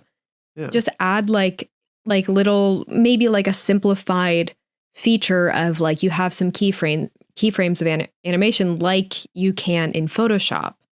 Type of thing with when you add like the timeline. Yeah. Just like do I that wonder in if the graph Illustrator. thing might be able to help with that. So it's weird. It's generative animation. I don't think it's a very bizarre choice. I think Elliot's exactly right. Like Project Graph kills Project Motion Map. Like if you can just like sequence extracting assets a little bit more efficiently into After Effects, then. Because literally, like that's what the Mario Kart video that I was working on, like it was just the same thing of like designing a frame in Photoshop, importing it into, replacing the existing frame in After Effects. So it would have the same thing, same animation. So it's like you should be able to like key an animation in After Effects and then using the graph thing, apply that animation to different assets that you've made, applying different effects along the way to batch make like 30 different assets for like 30 cards that you've made. That would be lovely. Whereas like also just all you have to do, guys, if you want to learn how to key things in is just put something. Imagine like you've got a 5-second animation. On the first second, the object is in this location. So you tell the computer it's going to be there. And then 5 seconds later, you drag it somewhere else. And then you click it again, the key. And you say, now after 5 seconds, it's going to be there. And then After Effects will just take it there over the 5 seconds. You get to watch it. And that is the core of all the animation knowledge that I have and will ever need, I think, if I ever want to do anything. That's really all you need. That's all it is. If you want to take a square and transform that into a circle, there's an effect for that. And you just key it when it's a square, you key it when it's a circle. After Effects does the rest. That's AI. That's all of the. That's what I'm saying. It feels just like magic. Give us just like if you want that feature in Illustrator, just add that as a tool. Blender has a video editing timeline that you can do. You can use Blender as Premiere Pro if you want it. Like it's possible for these things to exist. It would also be nice if they finally added some sort of graph editor in Adobe After Effects, so you don't have to constantly use third-party tools to be able to splice like the curves and stuff. It's so under developed. Did they announce anything for After Effects? There's in this whole thing. I feel like they've forgotten about After Effects entirely. In the keynote, there's they combined Premiere Pro and After Effects in the new features, and it's a 70-30 frame. I think there's 5 new features going to After Effects, which is oh my god, quick offset layers and keyframes. And one of them is called 3D single gizmo. Yes, we're cooked. Yeah, yeah. One of them is copy and paste only text formatting, which that's nice. That's nice, but that's simple. Like Word document does that. Yeah. Why is it just now? To spin the positive, whilst I'm here, I did like surface swap. Seemed kind of cool. Selection tool that identifies highlights and shadows. It doesn't seem generative. Definitely. It seems in-app. That seems really, really cool. And then it's like building on stuff they already had about like the general content aware features of like the machine learning. And it's like stuff that is not new. We've had this technology even in Adobe for like 20 years. So we're just expanding on that pre-existing technology, improving it. Yeah. Because it's good technology. It's good technology. Maybe we'll actually be able to refine textured hair. But no, that's asking for too much. It's too much. I think. That's way too much. The other thing that was Sneaks was interesting. Yeah, the other thing that was kind of cool was Clean Take, not for the vast majority of what Clean Take offered, which was changing the voices or removing like background sounds. Like just don't film next to a train station. I don't know what to tell you. They always do that except or just get a different take. Like you didn't say it the way you wanted. Okay, we'll re-record it. But the idea of being able to split a single audio file into stems is pretty cool. That could be useful. I do like that. I would find that very useful. Yeah. Nice that they're giving audio some love always. I feel like that's the one that's less like generative audio is always less fun because you kind of like have to either you're a faceless content creator who just uploads like AI voices, or you're like a customer service specialist who's set up like a whole voicemail thing or like some kind of audio assistant thing with a fake voice, or the whole legal issues of like mimicking someone or deep faking people's voices. But I think like there's a regular use case for like generative voice. So it's nice that there's still like, for now, they've integrated 11 labs, which is generative voice, but they've like kind of, it's nice that they still care because audio, AI and refining audio makes sense to me. Like it should be able to, with time, with training, it should be able to take your voice out of the background. Like that's like select subject. Like that's nice. That feels the same. I don't need it to make me sound happier. Yeah. I can do that on a good day. I feel like it's one of those things where I personally would rather leave it to the companies that like do audio. Like let's maybe like leave that to like the people who work at like Logic. Yeah. And I know they've been doing stuff like that for years, but it's just like Adobe really likes to do the jack of all trades, master of none type of approach where like you guys had something really good a long time ago. And then you're like, what if we just kept adding more and more? And then we just stopped improving the things that we were once good at. Yeah, they got too big. Yeah. And it just... Like all companies who do this shit, same pattern. Here we are. So the Sneaks was kind of underwhelming. I think they got their hand slapped pretty bad last year with some of the stuff that they were beta testing. Yeah. Yet to see those things hit market, the things that they Turntable, I beta think, tested. is on, I think, Yeah. from last year. Or you have to get it in beta. You have to use Photoshop beta. I think that's it. Yeah, you have to use the beta stuff. So it's there if you're looking for it, I guess. Still in beta. No remix? No remix. They didn't, I don't think they mentioned remix at all. No. Remix was that shitty old Halloween graphic that they used last year. Why does it fall in the week of Halloween? Easy theming for their fucking graphics. It's awful. Yeah. Summer's done. Let's turn it into a Halloween graphic. Anyway, I think I'm done talking about Adobe. I've hit it. I feel like we've kind of hit everything. Like it was generally underwhelming this year because there's nothing that we can say that is like new, groundbreaking. Just you guys aren't missing anything.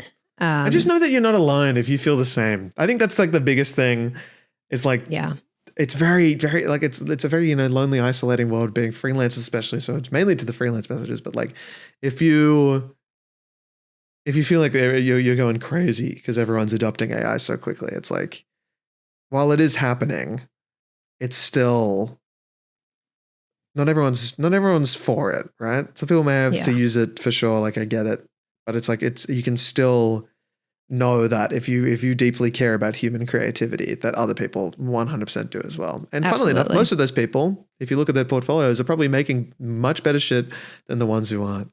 I think there was a survey that we had linked here. What was the number again, Jared, of how many content creators or something like that? 16,000. 16,000. 16,000, and how many of them enjoyed it or something? There was Adobe's survey for their creative, pulling up now, creator toolkit. The stats that they wanted to pull were 76% of creators say creative generative AI helped grow their business and personal brand. 85% of creators would turn to an AI agent that learns their creative style, signaling the next wave of AI adoption. So they're basically, in my estimation, would be cherry-picked stats because there's millions of Adobe users. There's probably millions of creators, and they found 16,000. And their definition of creator in this respect is someone who is posting monthly, but is not in a professional setting or doing so as a professional. So these are like, your early intro. Yeah. Which does also explain a lot of what this thing was. Is they're gearing themselves towards a newer market, and sort of, I guess, hoping to control the next generation of creatives.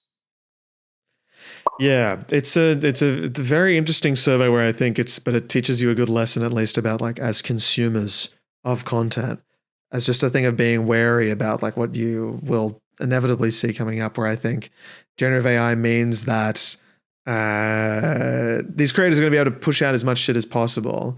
And I think like we've harped on about authenticity since day one of this podcast. It was the strongest message and still is, I think, and most creators will say, like who have like made it, I guess how they made it, authenticity is one of the, if not the main reason why. And I think people are being tricked into thinking otherwise because it's like this algorithm that's just like so hungry for like short slop kind of content. And I think it means that the human made slop is going to be going to be even worse going forward as well.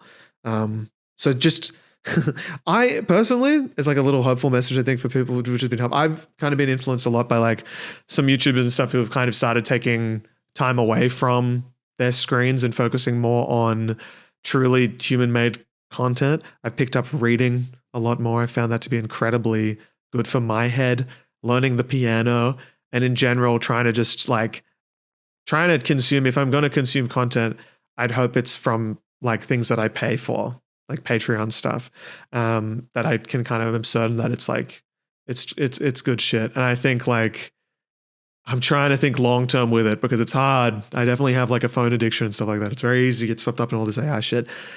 But I think like long term, I truly believe, don't take this as like business advice or anything like that, but I do think that the human-made stuff and like people who care most about human creativity will have the upper hand going forward, because people will inevitably switch back to caring so much more about human-made stuff. It will be so desired.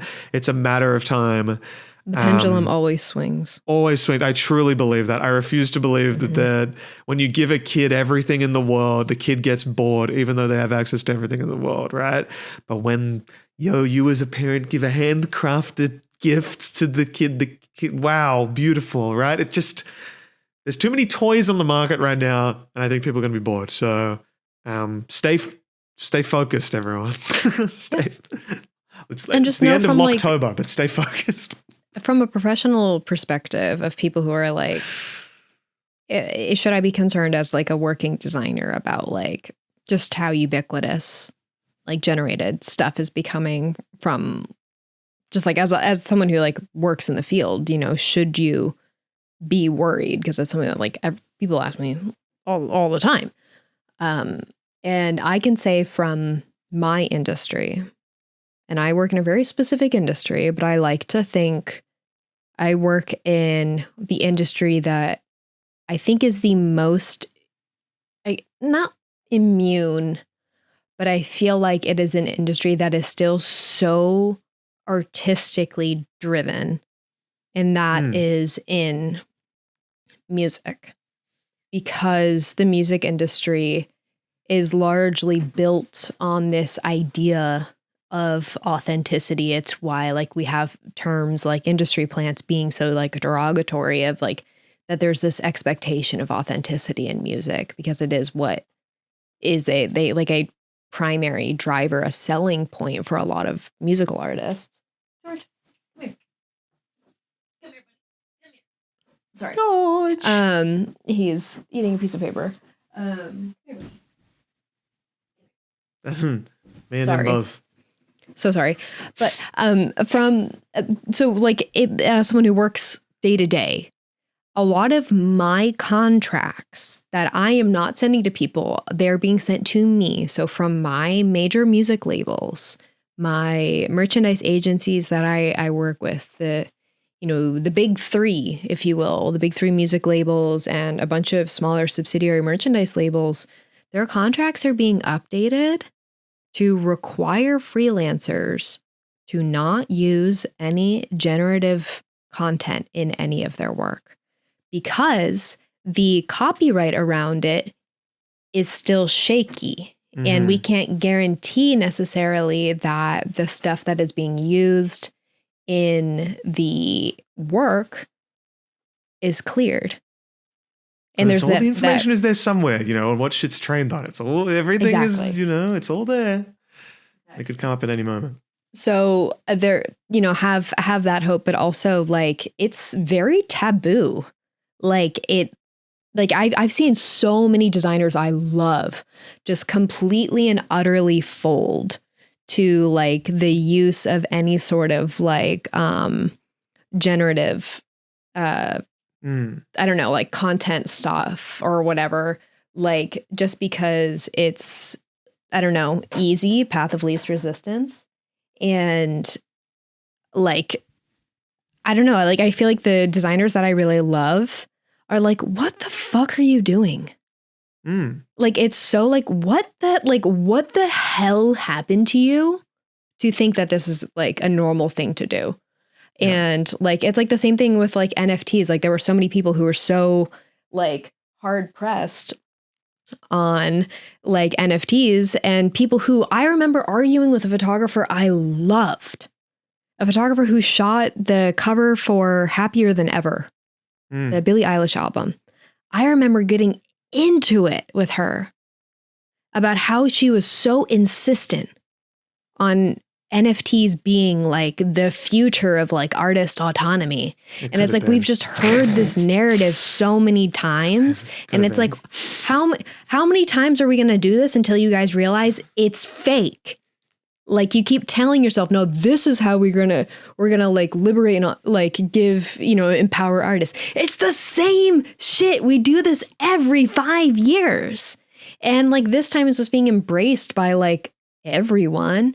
And it's just like embarrassing. And I just like want everyone to know, like people who lean in and rely on like generative AI stuff, the bubble is going to burst. You are going to look like a fool. I am going to remember the people who did that. The people who opted into these things. I have literally a list of designers who have, Wow. like I now have a blacklist of designers. And I'm going to think of that because I commission work all the time. I will remember. And I'm not saying that I will never hire you again, but it's going to be at the forefront of something that I now, whatever your remarkable piece was of like whatever your penultimate client project was, doesn't matter. Scratched. AI. And that's what I'm going to remember you for. And I want everyone to internalize that. Is that what you want as an artist? As someone who wants to be remembered, do you want to be remembered for that? I don't think you do. I don't want to be remembered for that. I want to be remembered for my legacy, my impact on the industry. I don't want my impact to be like scourged by this, by slop, for nothing. For nothing. Anyway, end rant. I thought NFTs were going to be A cool. lion does. NFTs were going to be sick. I was about to buy a Bored Ape. I was so close back in my day, back in my prime. They're worth so much now. I think we talked about this. Bill. I think we talked about this weeks from now, but last week. But it was like yeah. the idea of like the artist getting commission on future sales. Digital ownership. That was pretty cool. Royalties. I did like that idea. Yeah, and then they started making thousands of them and selling them as avatars. Yeah, and they made started them labubas. embezzling.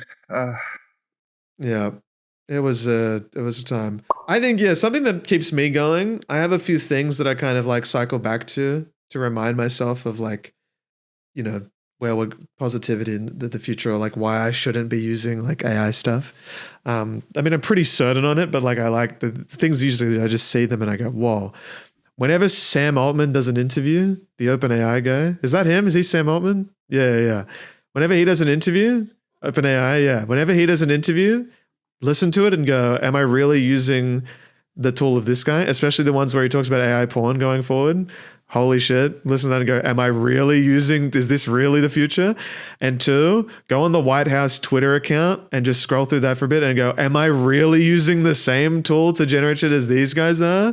And then you'll go like, maybe there's a reason these guys have to rely on these tools and then we don't, And that's maybe not even thinking the tool about of the oppressor. the ways in which AI is being used to, I don't know, perpetuate a genocide in Palestine. Yeah. Like actively. It's and happening.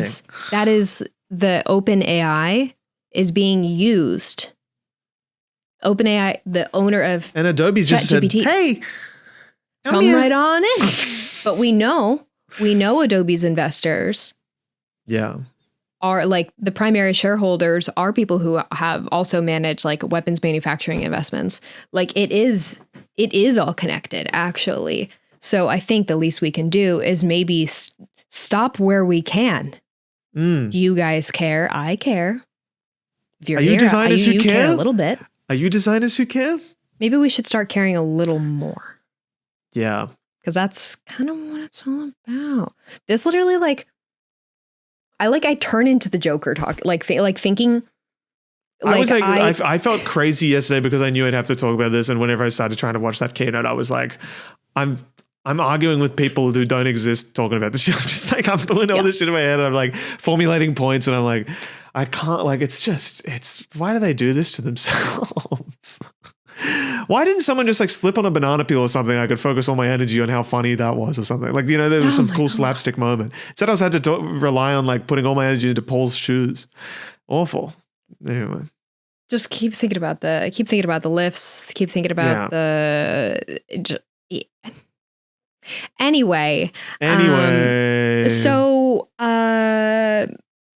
to put a big bow on it and maybe we'll move into some positive stuff, but to put a big bow on it, yes, you both identify it earlier, which I think is an interesting point, which is we're not hearing a lot from the people who went there. I think that the vast majority of people can read the room, and they know that adopting these, they know that it's not popular. Like that, I think that's clear. I think everyone. Oh, they're talking to themselves after the talk, going, "What the fuck was that?" I'm like sure of that. People are like, man, like that was a bit. Yeah. People don't want to put their reputations on the line, and you might see there'll be comments on this video too of being like, "Oh, but it's going to make me more efficient. I can do more stuff."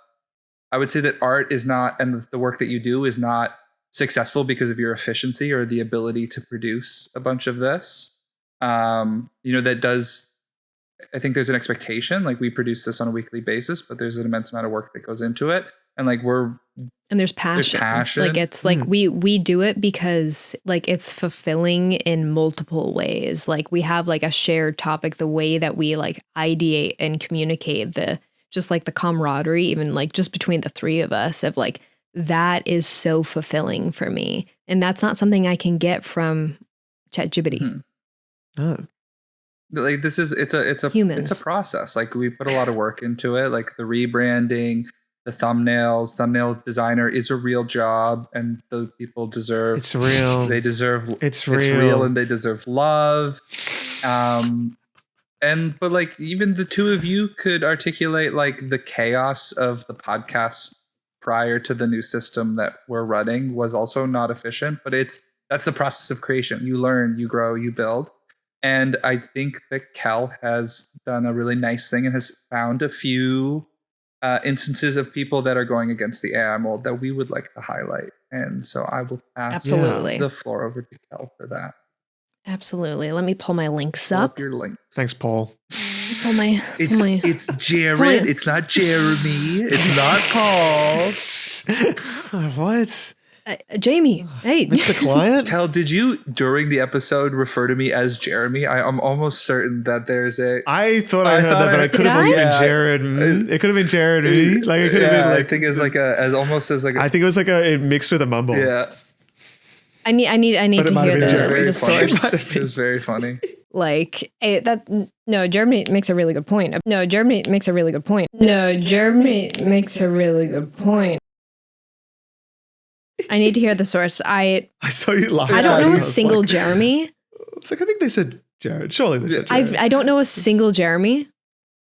So I don't know where that would possibly come from. It would come from Elliot, because Elliot for several episodes now as a bit will throw to me as Jeremy. But episodes that are yet to come out. Yeah, well, no. Well, some episodes that have come out. Surely at the start earlier. Yeah, surely. All right. So I'm going to refresh this so I can start it from the beginning. Everyone is chasing AI. Smart marketers are headed backwards, and they're crushing it. The Onion just hit 54,000 paying subscribers, and that's within 1 year of bringing back their magazine. But what's even crazier is the generation who grew up on digital are the ones leading this rebellion. In fact, 68% of Gen Z actually prefer physical books over digital books because they're craving something real. This makes sense when you think about it. Our physical mailboxes might get like 10 pieces of mail a day versus email could be 200. Not to mention the fact that scarcity is a real driver of value. And this is why Vogue's new strategy is focused much more on creating collectibles and fewer issues. It's not just publishers though, brands have also started to catch on. Multiple luxury brands are coming out with their own collectible magazines that are almost like coffee table books, while other brands like IKEA are getting super clever with their direct mail, like little mail games that can be sent out to customers that can then be redeemed in store for vouchers. All of this might seem counterintuitive because your competitors right now might be focused on creating their own chatbots. But brands have an opportunity to own the kitchen counter, which arguably might be more valuable. So in 2025 and beyond, print may no longer be this old school tactic. Now it might just be every brand's new premium positioning. Print isn't dead? As a graphic designer, great to hear. I really appreciated that because I do think it is interesting looking at like the general trend cycle of, consumer trends, but also like art history trends of like art movement begets another one, and they kind of like feed off of each other, and it kind of becomes like this sequence of the call and response in art.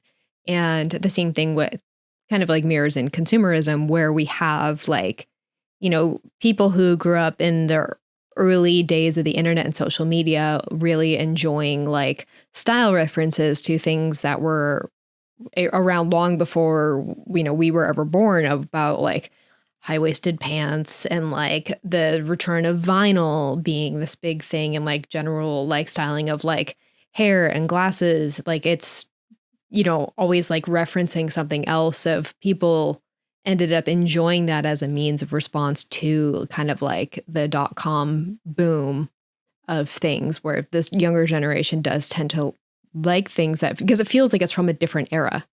It's something other than what we're used to. It's just something different. And it's just funny that it's like technology, not technology, technology, not technology. And that's just kind of like it's just flip back and how forth. it goes now. Yeah. It feels predictable, eh? Yes. But but you can feel it like within yourself.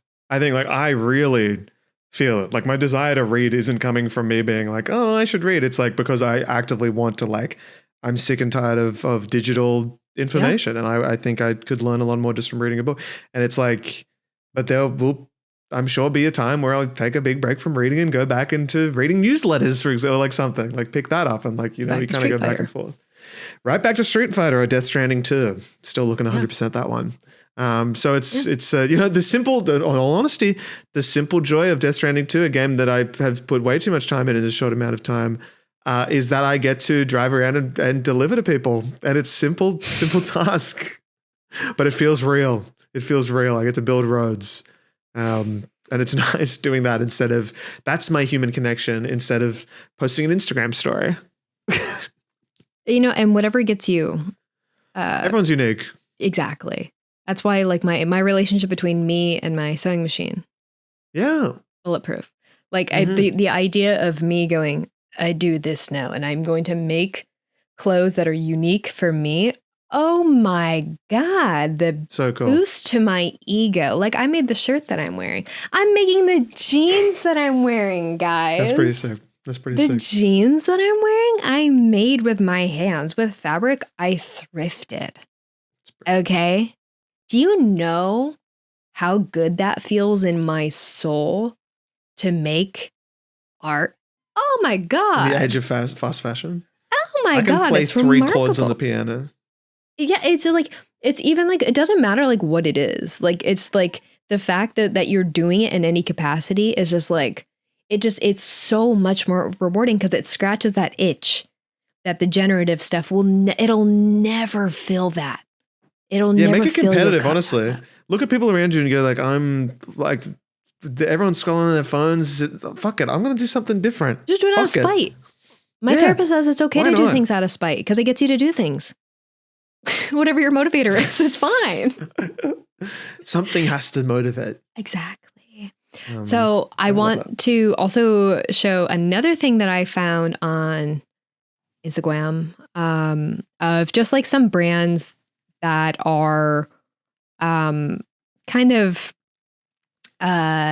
bucking AI, if you will, as a means of marketing. And I think that's really a unique angle because as long as we can capitalize on it, people will do it. So if we can capitalize on being anti-AI, maybe we can just sway the masses just enough to stop using it.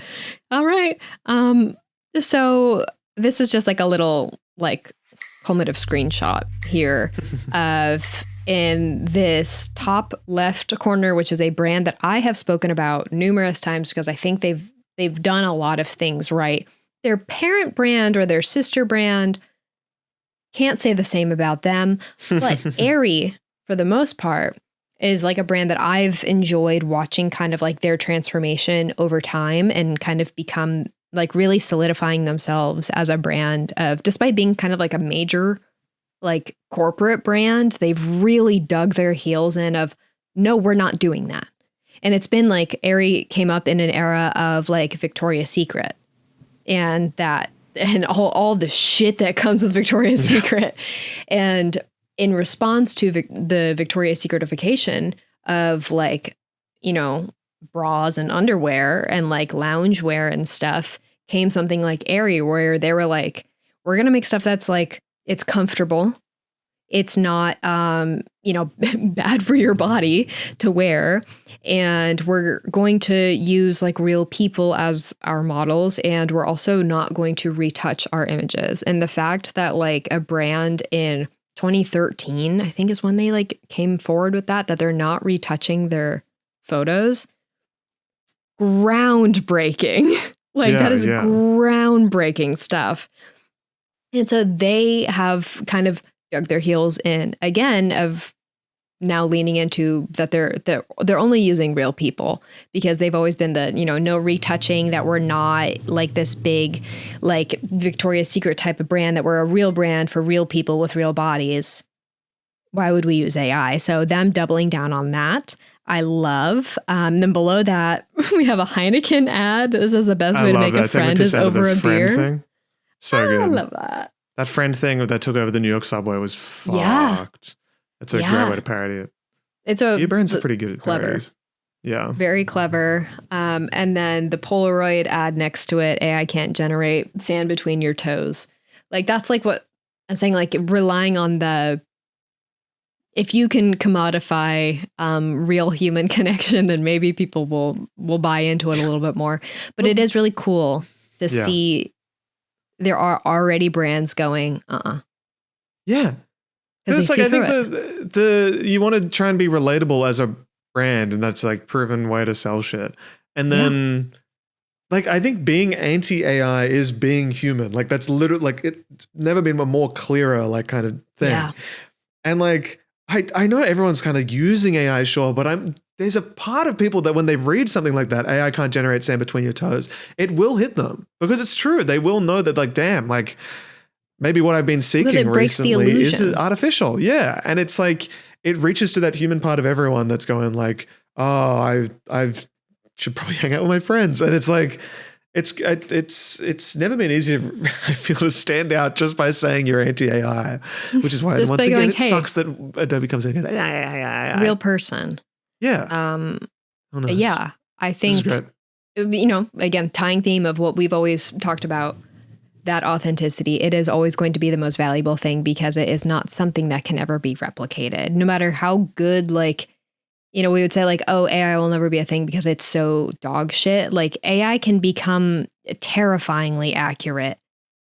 It will only make things worse. Like there are no positives of being able to generate anything anywhere all the time. Think about the long-term ramifications of that, of what that will mean for the most marginalized groups of people on Earth. That's what those are the models that you're feeding into. So if you can sleep at night with that, never speak to me. But I think this is really cool to see brands embracing this. I really hope they stick to this. I have faith in Aerie, just because they are a personal favorite brand of mine. I don't have much faith in Heineken, but I think it's a good start. And then, I feel like they could flip. I feel like they'd just be like, why don't we get people to drink as much fucking beer as possible? I want to feature also a designer, a colleague of mine. Her name is Madeline, and I know this is someone that you also know. Yes, Elliot. Friend of the channel. Legend. She is absolutely awesome. I love her approach to art in general. She has like a similar philosophy to us where she really is embracing the handmade aspect of art and design. And you can really see it in her work that it feels so real to me. And as someone who I commission designers all the time, I see it all. And there's a touch in her work that I don't see very often. And I think there's a lot of power in it. So she's just been making a lot of really cool art in response to AI. And I think it's really cool to, I don't know, just like, oh yeah, there are very successful designers. Madeline is an incredibly talented designer. She has some insane clients. We have shared clients. She worked on the Paul McCartney tour merch stuff that I did, a bunch of pieces for. Like she's incredibly talented. So like there are a lot of really successful designers out there who are like, no, actually, Yeah. no. Oh my God. Yeah. So yeah, go follow Madeline. She's truly awesome. I enjoy her presence online. Every post I'm just like, so much. whoa, you know, like reading this, you just go like, true, I should play more piano. Like it's just, it's so, I love it. I love it. Yeah. It's really way with words. Truly. So good. So Well, that's lifted my spirits. Thank you, Kel. happy to. Another positive, Affinity. Yes. Just a quick note on Affinity, guys. Yes, a part of this whole tech week that we do, graphic design week or whatever the big thing was this week, where everyone did a conference. Affinity have been off this. You haven't been able to buy Affinity products for the last 30 days, I think, or so. They took it off the App Store. They took it off. You couldn't pay for it. And they just said that a big announcement was coming on October 30th. We finally found out what that announcement was. There's a lot of talk. Are they going to go into a subscription model? Is everyone's biggest fears coming true? Having since being bought by Canva. We have met members of the team. I've had some good time to chat with them a few times, and they are just a really small team, the Affinity team, of just some pretty chill people who kind of are a bit like, oh, holy shit, we just got bought by Canva. And I think like having met them, I was kind of like, I don't really think this will go down the subscription, but I think they're pretty happy with what they've built. I don't know if they'd want to ruin it with the subscription, which would instantly ruin it. And what do you know? They just announced, I guess, what would have been a couple of hours ago, probably, that Affinity has combined its three software, Affinity Photo, Affinity Designer, and Affinity, the other one.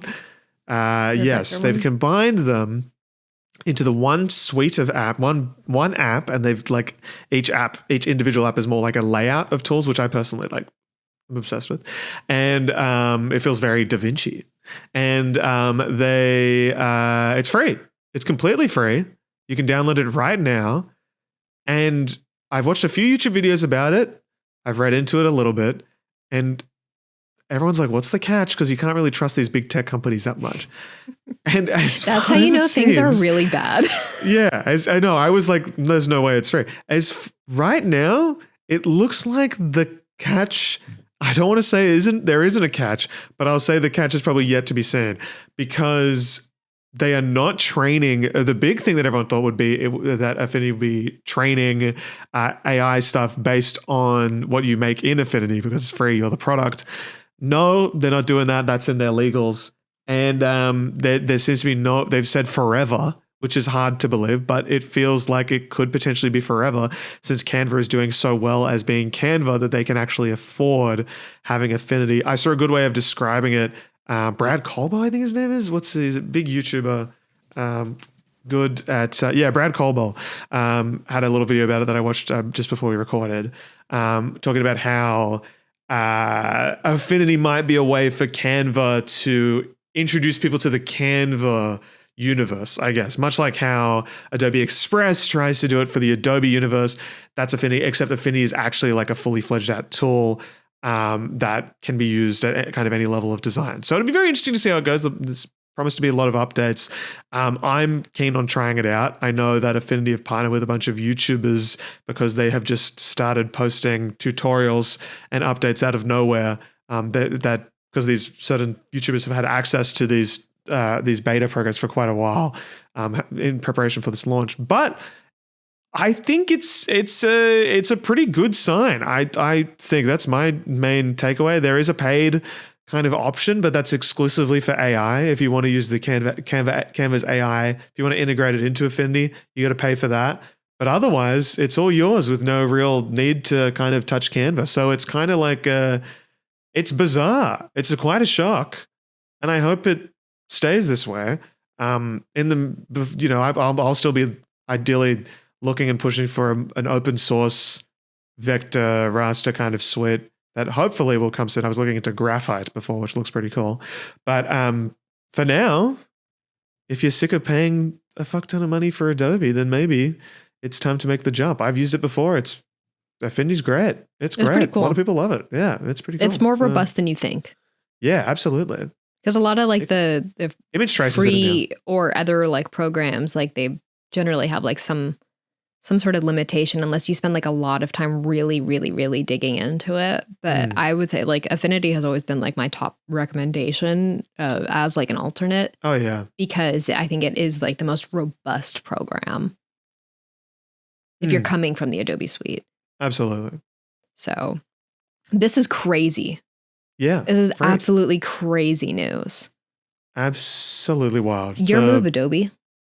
Yeah, legit. They usually copy things that have happened before. So even like the image trace feature in Affinity, instead of like, this is what Brad was going through, instead of, image trace in Illustrator, you kind of just click and pray, right? It just kind of happens. You can click through the weird like presets and I'm like, high quality, low quality, silhouette, whatever.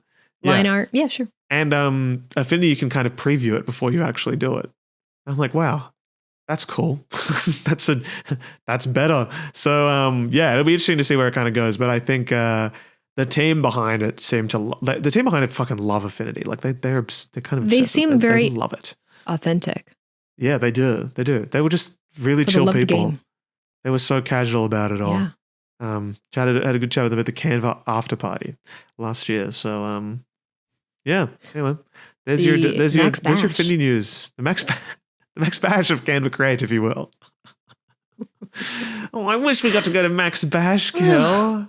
I know. God. Oh my God. Stay tuned, everyone, for kelliotsaidso next year. Everybody get ready to kelliotsaidso. Kelliotsaidso, kelliotsaidso. And Kelliot is maxing going forward. We've got some great new episodes coming forward that we've already recorded because this one's more topical.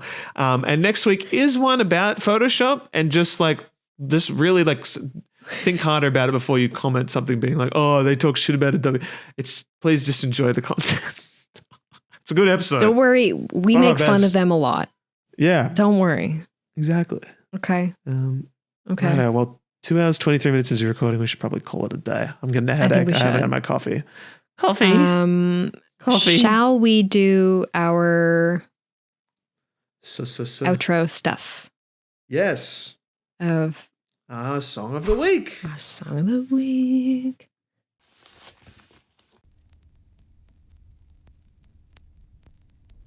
Now our song of the week order is going to be all silly, goofy mode. We got to fix it. So I'll put some time into it. One day. My song of the week this week is going to be a song called Almost Nothing by Silent Poets and OK Kea from the Death Stranding soundtrack. Ooh. It's really good. The game is notorious for having a really good soundtrack, and it's honestly, it's unbelievable. It's an unbelievable song. You guys are going to love it. Really chill. Really enjoyable. And that's my Kelliot song of the week. My song Halloween edition of the week is Cinderblock by Samia. Fantastic song. Cinderblock. Yeah. Crazy good. I listened to it on loop the other day for 2 hours straight. It just wow. And I don't care. Is that good? That's really good. Yeah. And then my font of the week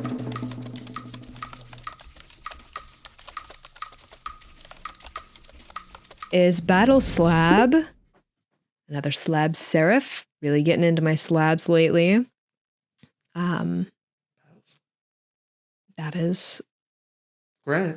I was using it in like a vintage like nature illustration tee for a client this week, and I was like, Diva, slay. So trying to use slab serifs more because I generally stay away from them because they can be kind of tough to integrate. But yeah, that is my fun of the week. Very nice. And now it's time for our kelliotsaidso submission. This week's Kelliot submission is from art.mjc from a week ago, saying graphic design is occasionally my passion, and it appears to see that art.mjc has done is this the same? This is a different album to the one that I had to do, right? This was the album that I said for my song of the week. It's off of. Technically, it was released as a single, but it was also released on this album, Crest. I see. This is so sick. Not Ice Dancer. I love this. Just like this slight, looks like it would be engraved into it. blade art. Yeah. like 1000%. So many textures going on, little details. Ooh. It's quite gorgeous. It looks like a piece of marble, a piece of granite. I love like the little spark effects. I wonder how this effect was made, if this was like a bit of a hand-drawn kind of thing on top of it, or if it was just the texture. Really I like sick. the texture in the upper left corner. Yes. The nice pixelated nature to it as well is really sick. It's like a topography map or something. Yeah, it looks like when like a bug eats through like wood, and like you like kind of cut the wood, and you can kind of see like their little tunnel that they made. I love that. Love it. Well done, art.mjc. What an incredible submission. Timely. Thank you. Great album. You Kelly said so, and you did it. And you did. Is that it? What was the? I think that's what it is. And you did. You did. Kelly said so, and you did. It's very commanding. God, I think we'll come back to that in a few episodes from now. I think is when we recalled that moment. When next week it's going to seem like, what was the thing? Yeah. We're really messing with people's perception of time, the way that we're recording these episodes. I'm glad you guys enjoyed the Halloween episode. That was really fun. That's a banger. That was fun to sit on for a few weeks and go, what are they going to think? Guys, do you know how hard it is to not show the world me in a bald cap? I had to just keep that under wraps for weeks. Someone commented saying I need to start working on my costume now to keep up, because otherwise I'm going to be cooked. And I said, yeah, that's so fair. But I'll probably just be the Cheshire Cat again next year. That's okay. Yeah, Cheshire Paul, Cheshire Evangelist or something maybe. Mm-hmm. We'll think about that in post. But thank you everyone for listening to this week's episode. We know it was a long one for both of us, all right? not just the viewer, but maybe you watch this instead of 3 hours of AdobeMAX opening Keynote, 2 hours of Kelliot.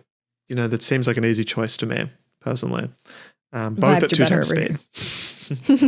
Watch it as fast as you want. Yeah. Thank you so much for watching.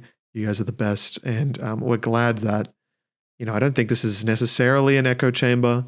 I know a lot of us out there probably resonate hard with all of this stuff, but it is nice to feel comfort knowing that other people feel the same, I think, especially with this thing where it's like a lot of really just, it does fuck with you. No matter what your stance is on it, sometimes you just go, wow, really? Really? I thought by now this would have stopped. Yeah. So stay strong. Stay strong, guys. We'll see you next week. It's a banger next week. Absolute banger. Bye. Bye, guys.